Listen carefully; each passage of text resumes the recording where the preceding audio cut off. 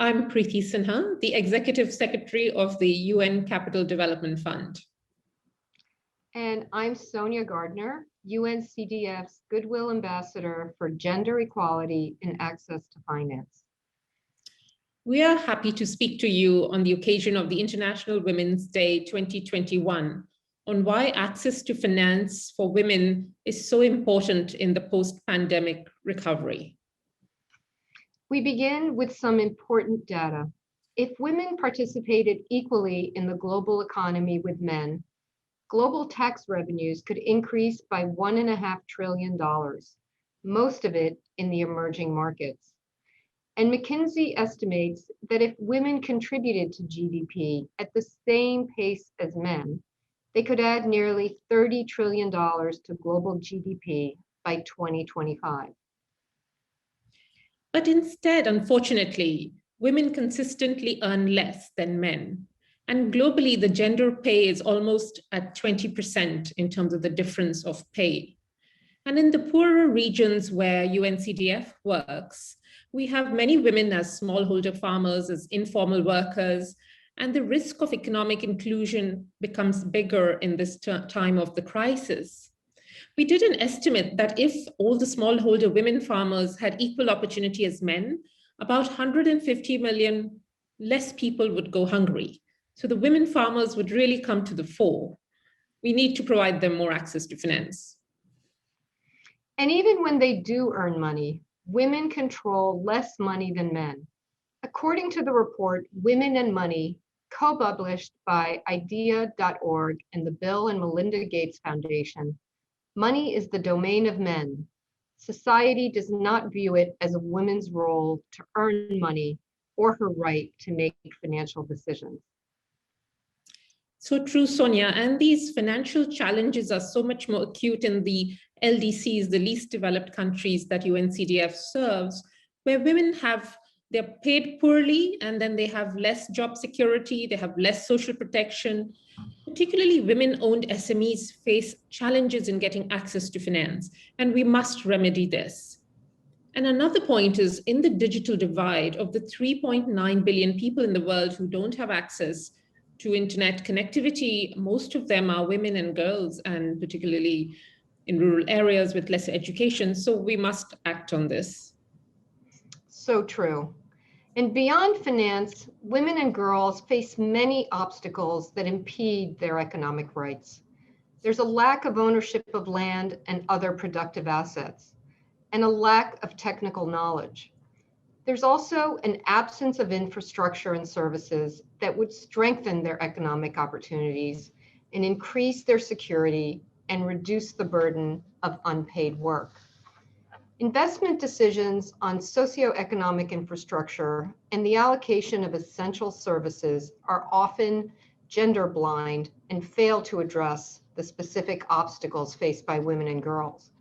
In addition to these challenges, women also face a wide range of discrimination that limits their opportunities to lead productive and fulfilling lives. True. And therefore, women economic empowerment in the LDCs is key to UNCDF's work. In fact, across all our work in the UN. And as UNCDF, we are working very hard on our inclusive digital economies to make sure that women are part of the financial solutions by providing them digital finance access. In fact, in Zambia, we ran a competition called Sprint for Women, and that encouraged companies to provide digital access and digital finance to women. And then in our local development finance activity that we do at municipality levels, city levels, really with local government, while we mobilize around 5 million in terms of funding for Mali, Senegal, Bangladesh, Tanzania, we've done some interesting work in Sierra Leone. And Sonia, maybe you'd like to tell us about that. Yes, thank you. It was my great pleasure to meet the mayor of Freetown, Yvonne Aki Sawyer. And we had breakfast one day at one of the UN sessions that we both had attended. And she was telling me that women in Freetown did not have childcare. And these women would go to market and do their work, and their children would sit at their side literally all day while they were doing their job. And they needed funding for an early learning childhood center. And it was right around the time my son was about to be married, and I thought that that would be a wonderful wedding gift and so meaningful. So I had the honor of providing her with the funding to do 2 early learning childhood centers. One has already been constructed, and the second is underway. That's such a beautiful story, Sonia, and I'm sure your son and the daughter-in-law were very happy to receive this gift. Hope to see more of that happen. And then through our last sort of innovative work pillar on innovative finance, where we do a lot of blended funds and catalytic loans and guarantees. For example, we provided, one of our beneficiaries was a Tanzanian agribusiness entrepreneur, Jennifer Bash, co-founder and CEO of Alaska Tanzanian Industries. And she needed funding for her maize milling operations. And we provided her a subordinated loan. This is a fairly innovative instrument, and that unlocked $170,000 more to her from a local bank. So she was able to get up and running and take her business forward. At this time, we at CDF are really supporting the Economic Justice and Rights Action Coalition under the Generation Equality campaign led by UN Women. And the aim of this work, the coalition, is for us to make sure that in our countries that we work in, at least 25% of women control money. So we want to empower, make sure at least 25% of women in at least 10 countries are empowered and in control of finances and taking their businesses and their lives and their families forward. That's a wonderful goal, and I am honored to be a part of that as well.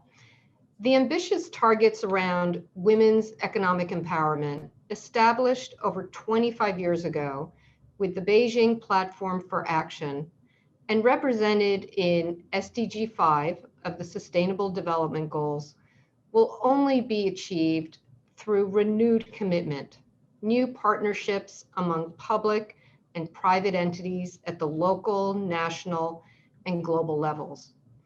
Please join us in supporting women as critical actors in sustainable businesses, sustainable economies, and a sustainable finance industry to drive the post-pandemic recovery and harness the most powerful, untapped resource that we have today, which is women. Thank you, Sonia. And on that note, wishing you a very happy International Women's Day and to all women and men around the world.